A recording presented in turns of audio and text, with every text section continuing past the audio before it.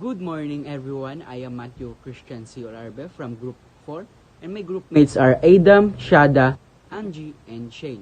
And we are going to discuss weed control technique. Now I want to explain about the evolution of plant disease. Plant disease is at first physiological activity due to continuous interference by primary causative factor and is expressed through abnormal kill activity. It is shown in a tropical pathological stage or called symptoms. From the symptoms cause, it is quite clear that the disease can reduce the quality or economy value, and it is the result of a long interaction. And then I wanna explain about cause of sick plants. These are have the factor. The first is biotic factor, and the second is biotic factor.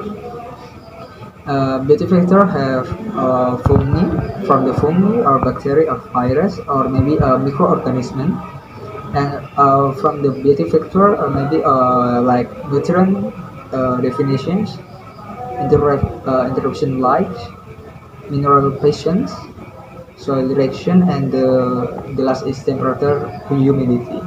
Maybe this my explanation. So thank you. The disease triangle describes the plant disease phenomenon as the interior space of a triangle with three important factors: susceptible host, favorable environment for disease and pathogen. Variation in the strength of the contribution of this factor to the relationship will quantitatively change the severity of the disease, which will be indicated by a change in the area of the center. Koch postulate method. 1. Certain microorganisms are always found to be associated with the resulting disease. 2. Microorganisms can be isolated and grown as pure culture in the laboratory.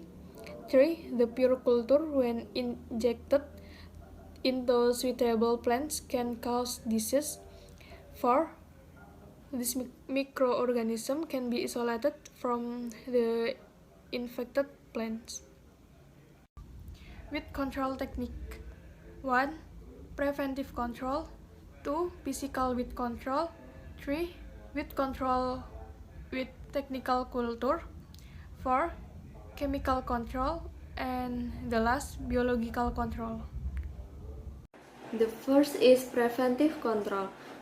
Preventive weed control is one of the efforts to prevent weeds from growing on land plants with cultivated plants. Preventive weed control is an integration of several technical and weeds control policies with the aim of preventing the entry and spread of various weed species on agricultural land.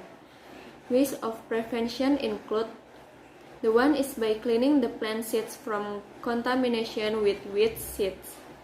The second is prevention of the use of immature manure. The third is prevention of long-distance transport of hay and fodder grass. 4 is eradication of weeds on river banks and irrigation canals. The last is prevention of transportation of plant soil or objects that provide the potential for transferring weed or weed seeds to cultivate land. The second is physical weed control. The weed control by physical means can be divided into: first is tillage. Tillage using tools such as hoes, harrows, plows, tractor that function to eradicate weeds. The effectiveness of tillage equipment in eradicating weeds depends on several factors such as the life cycle of the weeds, root distribution, age and size of the infestation. Second is pruning. Pruning is generally only effective for killing annual weeds and relatively less effective for annual weeds. The effectiveness of this method depends on the time of pruning. The interval pruning should be done when the weeds are flowering, or when the leaves are growing vigorously. Third is inundation.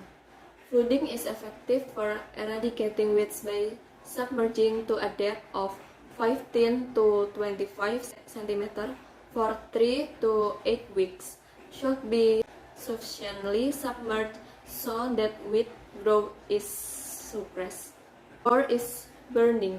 The critical temperature that causes death in most cells is 45 to 55 degrees Celsius. The death of cells living at temperature above is caused by coagulation of their protoplasm. Limit burning is still often done to clean place from plant debris after pruning.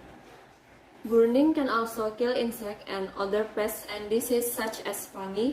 Bacteria diffusion in the seed system can reduce the humus content or soil microorganism, can increase erosion. The last is mulch. The use of mulch to prevent sunlight from reaching the weeds so that weeds cannot carry out photosynthesis will eventually die and new growth can be prevented. Materials that can be used for mulch include straw, green manure, husks, sawdust, paper, and plastic. Weed control with technical culture. Weed control in technical culture is an action or method of controlling weeds by taking into account the ecological and environmental conditions of cultivated plants with weeds. Control in this way can be done in the following ways. The first one is make good spacing arrangements. Arrange for the environment to be more favorable to cultivated plants than weeds. The second one is perform crop rotation. This is an important because some types of weeds are able to adapt to certain plants. The third thing is doing intercropping pattern. Weeds usually grow by following a certain plant growth cycle. If you plant various types of plants in one area that have different properties, it is possible that other plants can suppress the growth of the weeds. Again, it is making good spacing arrangements. The second one is doing intercropping pattern, and another. Now, let's talk about the weed control under chemical. The method used for chemical weed control is via herbicides. This method is effective because it can save time and energy.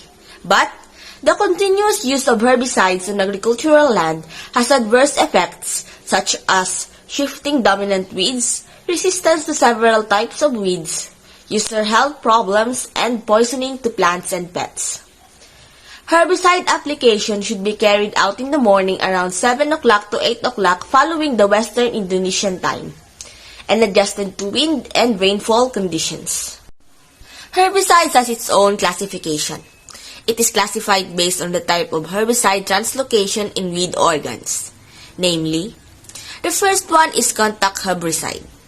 This herbicide kills weeds that are in direct contact with the herbicide. Contact herbicides are not distributed to all weed organs or are not translocated.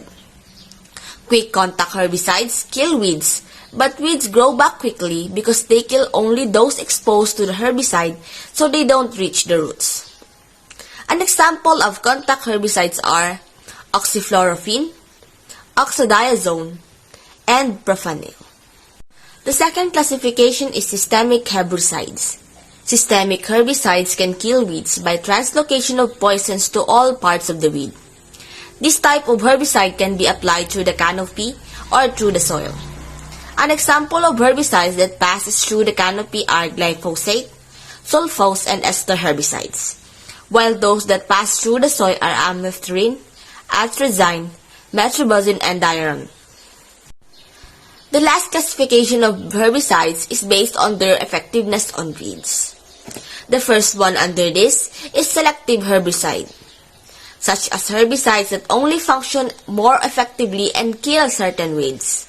For example, we have amethrin, diaron, oxyfluorophene, clomazone, and cafentrazone. The next classification under this is non-selective herbicides, such as herbicides that can kill all types of weeds, such as glyphosate and paraquat. To further understand chemical weed control, keep in mind that it refers to any control that involves the application of a chemical or what we call herbicide. to weeds or soil to control the germination of growth of the weed species. In economic terms, chemical control of weeds is a very large industry, and there are scores of examples of chemical weed control products.